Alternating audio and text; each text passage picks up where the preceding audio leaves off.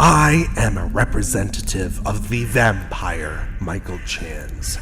We listened to the last episode of the Hellbound Podcast, where either the prime Michael Chan or a Michael Chan doppelganger had the audacity to say that we sparkle. Let us set something straight. We do not sparkle.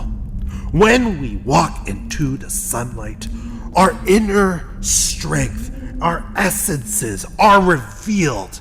We are so beautiful that humans cannot but see us for what we really are. Vampires. And that is why we hide in the shadows. We stay in the dark, out of the sunlight, because we are just too beautiful. Now, as for the supposedly abtastic werewolf Michael Chan's, listen, you might have nice abs, but we vampire Michael Chan's have 8-packs. We are so shredded, you can grate cheese on our abs. The werewolves are not the only ones with abs. We vampires have abs too. How dare you suggest that they're the only ones who are abtastic? We are ablicious, and don't you ever forget it. And now, back to your scheduled programming.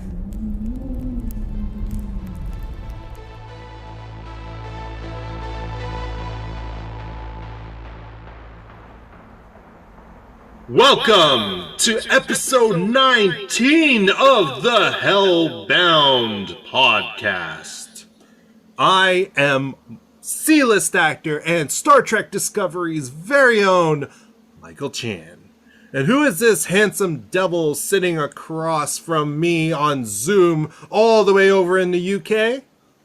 I am Alex Blackburn. I'm the founder of the Hellbound Horror Festival and also the founder of the Isolation Film Festival. We're going to be hosting the Hellbound Horror Festival starting from the 1st of August.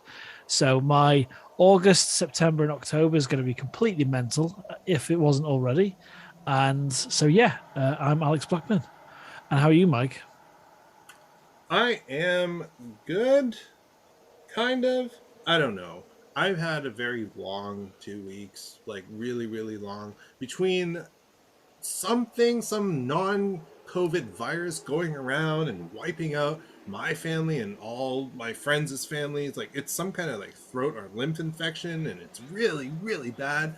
I also had my daughter's birthday party I had to deal with, and it turned out great, but like we were very ill prepared due to the sickness, and it was just like absolute chaos. But like I said, it all worked out, and our daughter, for the first time in her life, understood that it was her birthday. Woohoo!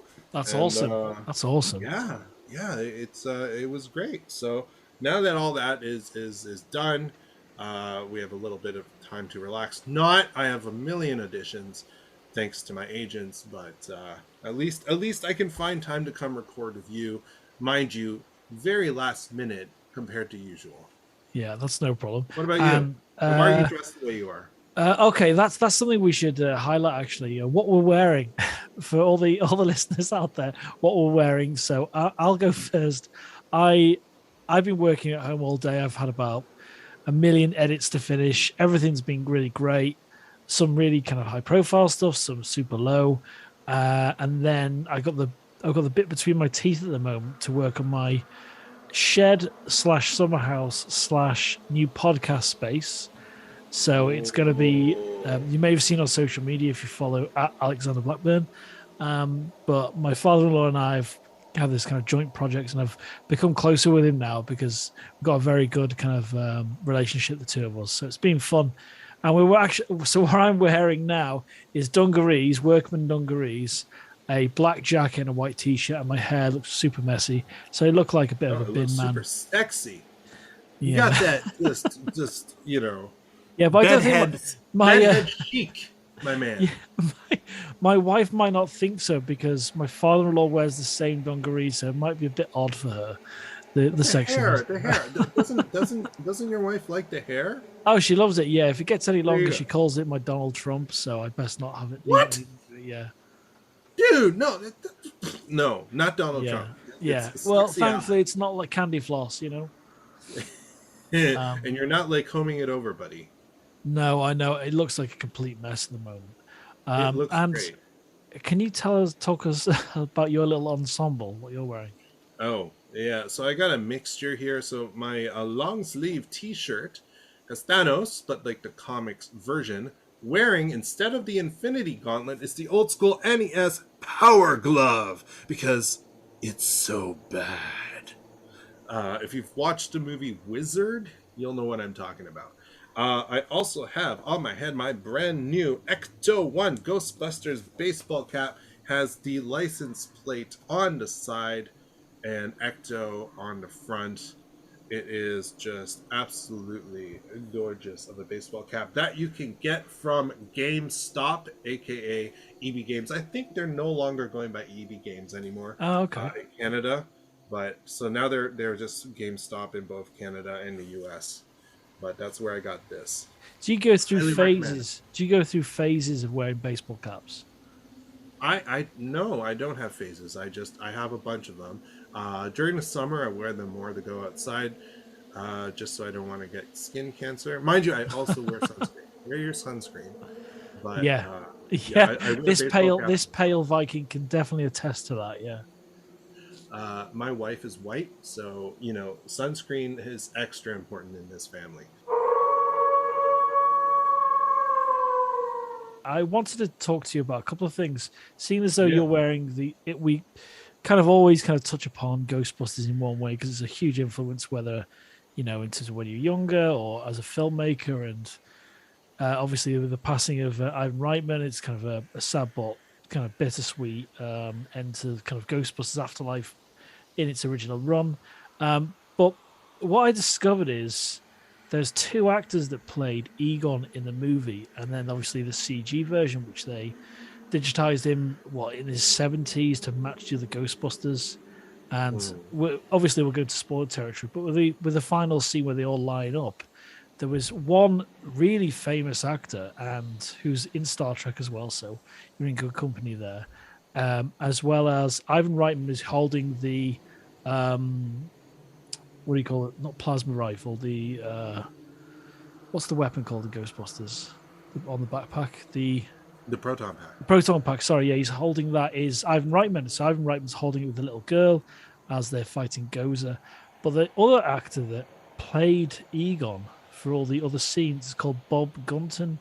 If you don't know Bob Gunton, he's the warden in The Shawshank Redemption, and he's in a lot of other movies. He's a fantastic actor. He's in 24. He's in Star Trek: The Next Generation. He's a fantastic character actor. And when you see him, he kind of all those emotional parts with the other actors. It was through his performance that was captured, and he's a fantastic actor for many kind of decades now. And to get someone like that just to have a non-speaking part really showed how important it was to get Egon right. And that was the best thing from that movie. I think the cleverest decision was not having him speaking. I don't think they needed to. So yeah, Bob Gunton, thank you very much for doing a fantastic performance, being in, performing with your great skills in Ghostbusters Afterlife to help the other actors. And yeah, it was really fun to hear that news. So speaking of old school franchises that have new movies, did you hear about the new Alien movie that's being developed for Hulu and directed by what's his name? I don't even know how to pronounce Fede Fede Alvarez, who directed Don't Breathe. Oh, I don't think he did the second one, did he? No, but I'm happy about that. But yeah, I just feel as though I don't know how you feel about the previous Alien movies, the last two by Ridley. I didn't like them. No, I liked Alien. I liked Covenant. one more than the other. Yeah, Covenant. I really Covenant more. Yeah. Yeah, because the scientists in Prometheus were so dumb. They were so dumb. This is a terrible movie. Yeah, I was like even just removing it from the Alien franchise and looking at it as a movie on its own, it sucked. Yeah, the whole was thing needs a terrible. reboot. I would never recommend it to anyone. Yeah, if there's going to be another film, it has to be a standalone. Hopefully, it is, and there's no Ripley or anything. I don't know any details about this. I've heard it's being made, but I mean, it doesn't have to have Ripley. It could still no, be a not at all. continuation. You know what I Yeah, mean? But like, as long as absolutely. it's like going back to, okay, I don't want to say like going back to old school, just because I don't want them to just make another old school alien movie. I just want them to recognize where they came from, Yeah, right, and make something more in line with the tone of the old movies while modernizing it. yeah. Do you think the most difficult kind of struggle is filmmakers or the audience expects to see the xenomorph? Do you know what I mean? Is that Yeah, like because if you have a canon film, that's probably the biggest issue with having a canon related film.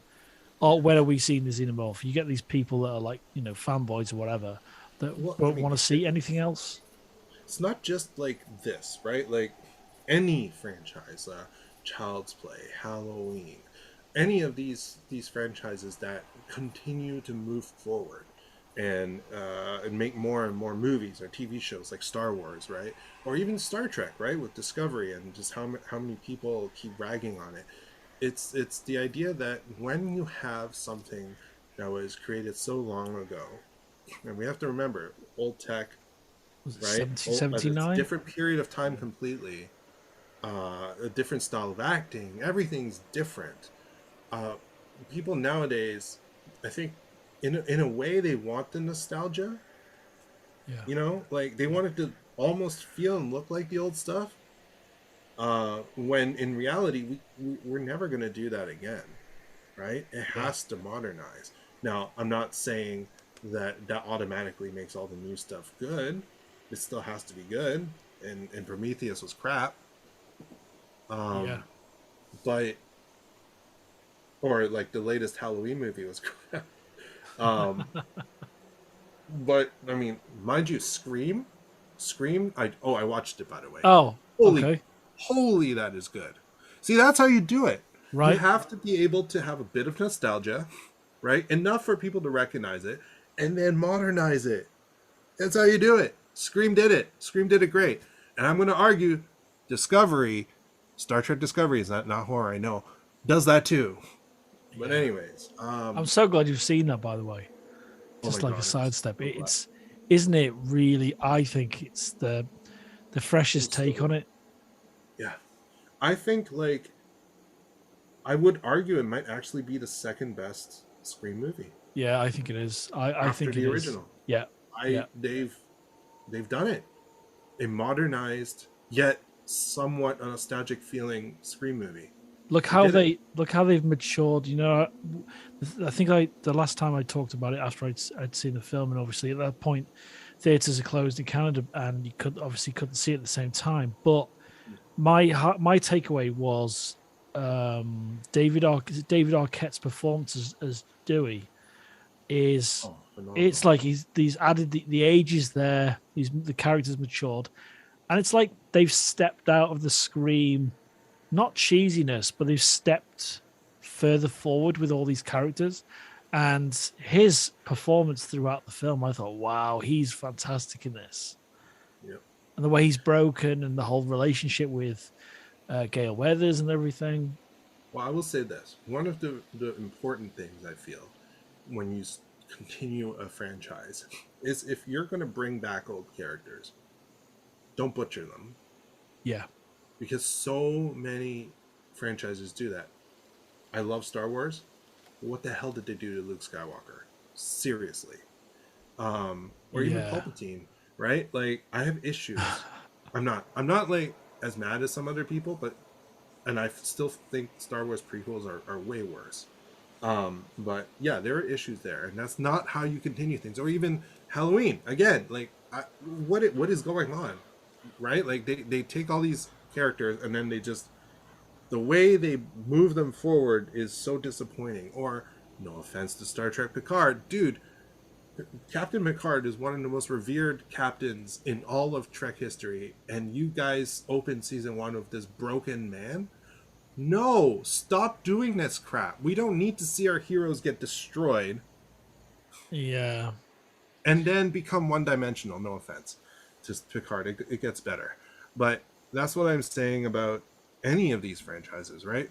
And why Scream 2022 was so good was because you brought back these old characters. Mind you, they weren't there for very long, but they made sense. The progression in their lives made sense. They weren't one-dimensional, and like, because that's a big problem with so many movies. This is they go from being these complex characters in the past to basically just one-note characters. This movie was able to bring these characters forward in time, and they're the same people but older. You know what I mean? Like, it just makes sense. The biggest, I'd say the smartest thing was Kevin Williamson, who obviously famous for the Scream movies and also famous for Dawson's Creek.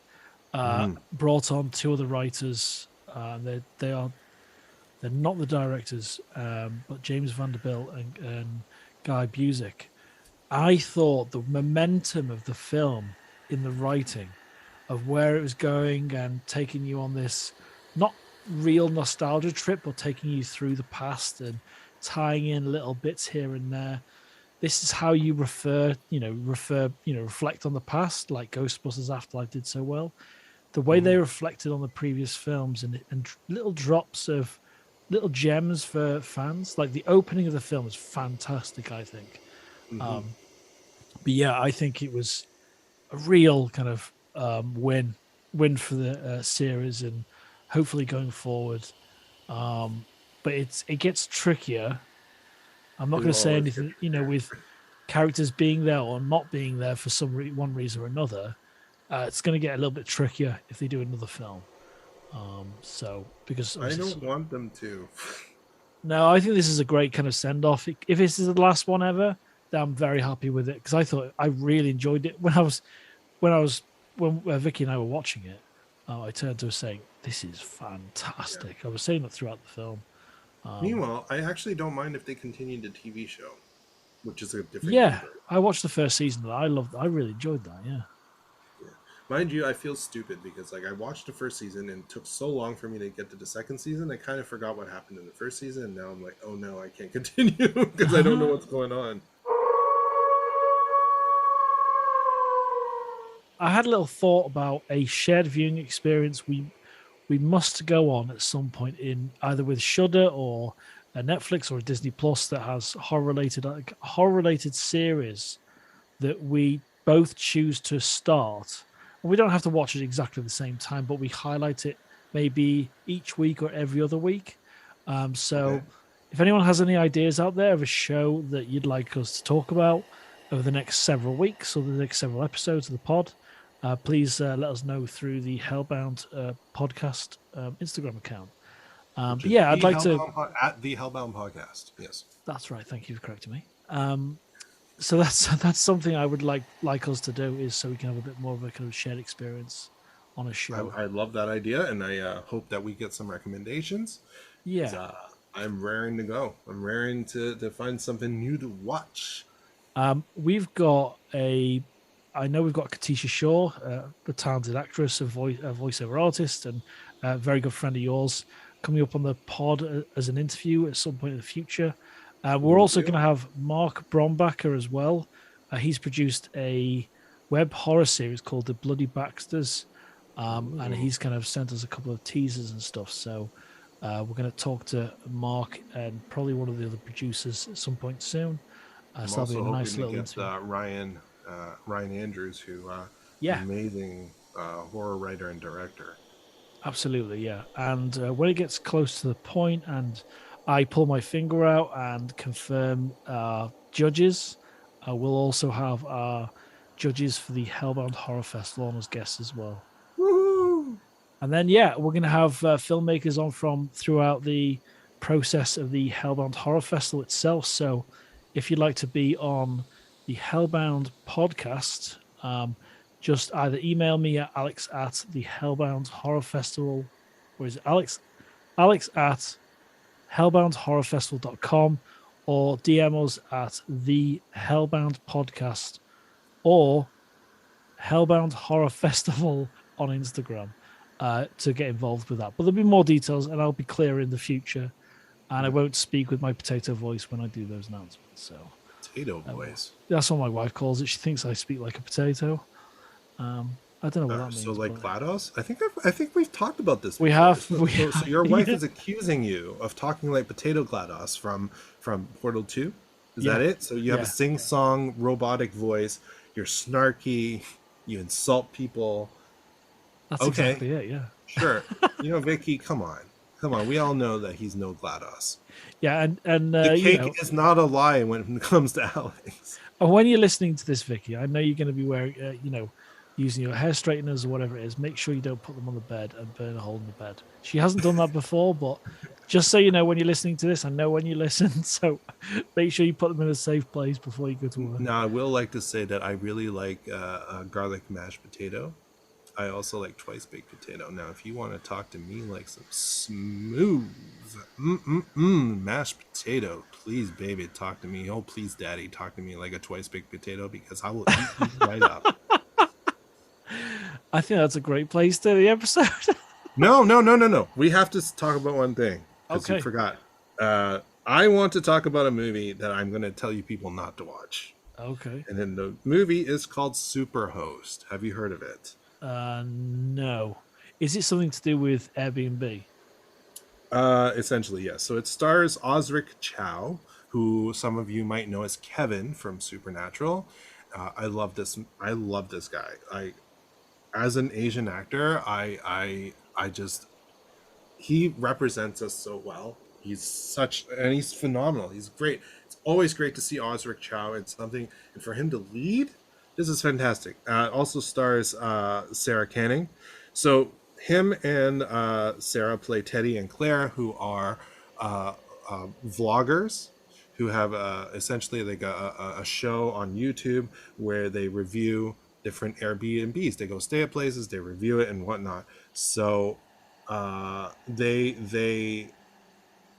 but their show is starting to wane. People's interest is not so good. So they have this big episode coming up that they planned, and it's the episode that's supposed to save their show. So they go to this place, this cottage, and the owner is, I'm just going to say, a little bit weird, and thus horror ensues. Now, normally I get really excited when you have an Asian lead, like really excited, because that doesn't happen very often. So when it does, it makes me happy. But unfortunately, even Osric, who I love dearly, cannot save this film. It starts off good. It reels you in, makes you very interested to see what's going on. There's something wrong with the host. And there's all these weird things that happen in the cottage. But as the movie goes along, the decision that Teddy and Claire make get dumber and dumber and dumber and dumber. And there was a review I read online, and it said the protagonists literally seem like they have no will to live. And that is very accurate. It seems like everything they do is just getting themselves closer to getting killed. So what's the point? They're going to die. Yeah. That's how dumb this is. That's the whole that goes against being human, or the kind of instinct of surviving or wanting to survive. So that sounds. So I'm going to spoil something because I don't care. If you have a car and you have a cottage with someone who's probably trying to kill you, what are you going to run to? Like, seriously. Also, there's two of you and one of them, and they are tiny. Ooh, they have a knife. Kick her ass. What the hell? So, this is, which by the way pisses me off, because this makes an Asian male lead look weak, like really weak, which then plays into the stereotype that Asian men are just a bunch of weaklings. Big no, guys. Yeah. Big no. I'm not saying we have to be like intimidating and beat everyone up, but dude, what the hell? He is pathetic in this film. His character, not Osric. Osric's acting I will say this: the acting is phenomenal from every single person in this film. The acting is top notch. They gave it their all, and it's not the actor's fault. It's the fault of the writing, purely. It is terrible. Do not watch Superhost, even if you're tempted. Do not watch it. I'm so sorry, Osric. I love you, man, but no, no. So that's I'm a pissed. that's a recommendation for Superhost. Instead, watch The Silent Sea, which is a South Korean horror that we talked about in the last episode. It's on Netflix. Amazing show. Go watch The Silent Sea. Yeah, that's my recommendation for the weekend. If you haven't already started watching that, go watch that. If you haven't watched Scream 2022, go watch that. It's available on streaming. You can purchase it on Google Play or whatever. Go watch these. Don't watch Superhost. I'm sorry. I'm sorry to everyone who poured their hearts into making this film. It's a collaborative effort. It's a team effort. I understand how much work you guys put in, but I can't. I can't recommend this. Oh, that's one I'll definitely be taking off my list because it was on my Shudder list. So I apologize to the filmmakers that I just took it off of my co-host list. But sometimes you have to give a bad review because we've been giving a lot of positive ones. So here's a bad one. Yeah. Oh, and Barbara Crampton's in it. She's a kind of bit of a horror icon. Yeah, she's in Reanimator and quite a few other things. Okay. Oh, right. You're right. Yes. Shit. Yes. So I will be avoiding that like the plague. I'll be definitely. Unless you really are glad for punishment or don't believe me, because obviously take anything I say with a grain of salt. But you know, once you watch it, you'll just be like, "Why are they so dumb?" Yeah, I hate that. That's the single biggest thing that can destroy any film is terrible writing and a bad script, a bad story. So, yeah, honestly, I hate when characters do dumb things that are just so illogical, but it's clearly there to drive the plot forward in the way the writers want. Yeah. I just hate feeling the strings. And I felt the strings second half of this film. Strings everywhere. And I just can't. I can't do it. Yeah. Have you heard of the movie Fresh? No, what's that? Oh boy. My wife and I have only watched half the film, okay? Full disclosure, we don't know how it ends. When you think of Disney, you always think of magic, children's stuff, and you know, even when it's adult stuff, it's not that dark. Yeah. Enter Fresh, starring Sebastian Stan, who, as we all know, is Winter Soldier, okay? And obviously, Disney owns Marvel, so it's obvious why he's there. Plus, he's a great actor. And you open this movie, this cute little love story, and I went into this not knowing it's horror. I know nothing about this film other than it has something to do with food. And because it was recommended to me by a whole bunch of friends in the acting community. And here's Sebastian Stan. Oh, he's so adorable. He's cute. He's a great guy. I forgot the name of the lead actress. She's amazing. Acting's on point. Their love story is just cute as hell. There's a lot of meta inside jokes about Disney movies that they bring up. And I'm like, you know. But there's a bit of uneasiness in the first half. And I'm always sitting there, I'm like, why is this movie so... I feel uncomfortable even while I'm watching this love story unfold. Right. And then there's like the 180. And I really should have read the description because it's right there. Yeah, but that's a beautiful thing because we're so inundated with information about movies and trailers. I don't know if I should even tell you people what it's about. It's a horror film. It's about to get really gory. It's about to get extremely graphic and disturbing. And is not something you expect from Disney Plus. I cannot believe this movie exists on Disney Plus. It is I know what's coming. Yeah. Not because I looked at synopses or anything, but because of something that just happened right before we turned it off because we had to go to bed. Holy crap. Okay, I'm gonna have to check that. Watch it. Love Sebastian I think- Stan. Love him. I don't know how it ends. I don't know if it's a good ending, guys. But I'm recommending you at least start it because I'm blown away. I can't believe this exists on Disney Plus. Yeah, I'll I really definitely be can't. watching that. That's now Okay. added to my list. So that's my last thing. Do you have any absolute last things? No, I'm gonna go back to finishing off working on my shed for the day. Okay, cool. Since we didn't have any poopy butthole talk, I'll just say poopy butthole. There we go. I will end this episode by saying, please follow us on Instagram if you haven't already. Our Instagram is at the Hellbound Podcast. And once again, if you have any cosplays, if you have any makeup or any horror stuff you really want to show off and have featured on our social media, please send us a private message on Instagram and we will do that. And as Alex mentioned earlier, if you have any recommendations for horror series that you would like us to start watching and then talking about on the podcast, let us know again in the private messages of our Instagram. That's at the Hellbound Podcast. Thank you so much for listening.